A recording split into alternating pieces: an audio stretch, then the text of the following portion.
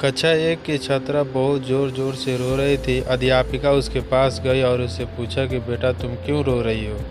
उसने उत्तर दिया कि मेरी फीस के पैसे चोरी हो गए हैं, मैंने तो बैग में ही रखे थे, पता नहीं किसने चुरा लिए। अध्यापिका ने एक लड़की की ओर इशारा करके कहा कि दरवाज़ा बंद कर दो, सबकी तलाशी। अध्यापिका ने सामने की 3 लाइन की खुद तलाशी ली और फिर उन्हें पूरी क्लास की छात्राओं के बैग और जेब की तलाशी लेने के लिए कहा। कुछ देर बाद 2 लड़कियां तलाशी लेती हुई निशा नाम की एक लड़की के पास पहुंची, लेकिन निशा अपने बैग की तलाशी लेने से उन्हें रोक रही थी।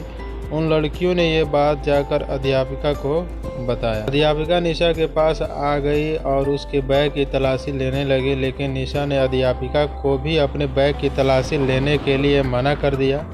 अध्यापिका को बहुत ही गुस्सा आया और वह कहने लगी कि हो न हो इसके बैग में ही पैसे हैं और इसी ने पैसे चुराए हैं, तभी तो यह अपने बैग की तलाशी नहीं लेने दे रही है। निशा ने रोते हुए कहा कि नहीं टीचर, मैंने पैसे नहीं चुराए हैं, मैं चोर नहीं हूँ। टीचर गुस्से से बोली, चोर नहीं है तो फिर बैग की तलाशी लेने दो, मना क्यों कर रही हो। निशा ने कहा नहीं, मैं अपने बैग की तलाशी नहीं लेने दूंगी। अध्यापिका आगे बढ़ी और निशा से बैग छीनने की कोशिश करने लगी, लेकिन वह असफल रही। वह अध्यापिका ने गुस्से में आकर निशा को थप्पड़ मार दिया। निशा जोर जोर से रोने लगी। तभी पीछे से आवाज़ आई, रुको। अध्यापिका ने पीछे मुड़कर देखा तो पीछे प्रिंसिपल मैडम खड़ी थीं। उन्होंने अध्यापिका और निशा को अपने ऑफिस में बुलाया। तब प्रिंसिपल मैडम ने अध्यापिका से पूछा कि क्या मामला है। अध्यापिका ने सारी बात प्रिंसिपल मैडम को बता दी। तब प्रिंसिपल मैडम ने बड़ी ही दर्द से निशा से पूछा कि बेटा क्या तुमने पैसे चुराए हैं। नहीं मैडम जी, निशा ने सहमते हुए उत्तर दिया।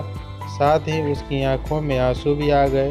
प्रिंसिपल मैडम ने कहा कि ठीक है, मान लेते हैं तुमने पैसे नहीं चुराए हैं, पर तुम अध्यापिका को अपने बैग की तलाशी क्यों नहीं लेने दे रही थी। निशा खामोशी से प्रिंसिपल मैडम की ओर देख रही थी और उनकी आंखों में आंसू निकल आए। प्रिंसिपल मैडम समझ गई थी कि ज़रूर कोई बात है जिसके कारण निशा अपना बैग चेक करने नहीं दिया। अध्यापिका कुछ बोलना चाह रही थी, लेकिन प्रिंसिपल मैडम ने उन्हें रोक दिया और उन्हें वापस क्लास में जाने के लिए कहा। जब अध्यापिका क्लास में चली गई तब प्रिंसिपल मैडम ने निशा को अपने सामने वाली सीट पर बैठाया और प्यार से पूछा, क्या बात है। तब निशा ने झट से अपना बैग प्रिंसिपल मैडम को दे दिया। प्रिंसिपल मैडम ने बड़ी ही उत्सुकता और झिझक सा से उसके बैग को खोला, मगर यह क्या, किताबों और कॉपियों के अलावा एक काले रंग का थैला भी बैग से बाहर निकल आया। उस वक्त निशा को ऐसा लगा कि जैसे उसका दिल बाहर निकल आ गया हो। मैडम ने वह काले रंग का थैला खोला तो उसमें आधे खाए हुए बर्गर, पिज़्ज़ा के टुकड़े, समोसे, चटनी, दही थी। तब सारा मामला प्रिंसिपल मैडम की समझ में आ गया था। प्रिंसिपल मैडम ने यह सब देखते ही निशा को गले से लगा लिया। निशा ने प्रिंसिपल मैडम को बताया कि वह घर में सबसे बड़ी है और उसकी 2 छोटी बहनें हैं। उसके पिताजी एक चपरासी की नौकरी करते हैं और कुछ महीने पहले उन्हें लकवा मार गया था। तब से वह बिस्तर पर ही हैं। घर में कोई कमाने वाला नहीं है। थोड़ी बहुत पेंशन आ जाती है, पर उससे घर का गुजारा नहीं चलता। एक दिन तो एक रात बिना खाए गुजारी और ना ही सुबह नाश्ता में कुछ खाया था। जब निशा कॉलेज के लिए निकली तो भूख के कारण उसे चला नहीं जा रहा था, उसे चक्कर आ गया। तब रास्ते में एक छोटे से होटल के सामने से गुजरी तो देखा कि कचरे के डिब्बे में समोसे, आधा पिज़्ज़ा के टुकड़े, दही और चटनी पड़ी है।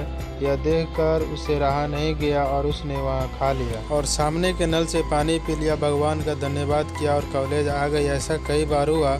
कॉलेज आते हुए बचा हुआ खाना लेकर आती हूँ और घर जाकर इसे अपने बहनों को दे देती हूँ। मेरे पिता जब हम बहनों को ऐसे खाना खाते देखते हैं तो बहुत दुखी हो जाते हैं। मेरी बहनें अभी छोटी हैं, इसलिए अभी उन्हें पता नहीं कि यह खाना कहाँ से आता है। यह कहते हुए निशा जोर जोर से रोने लगी थी। धन्यवाद।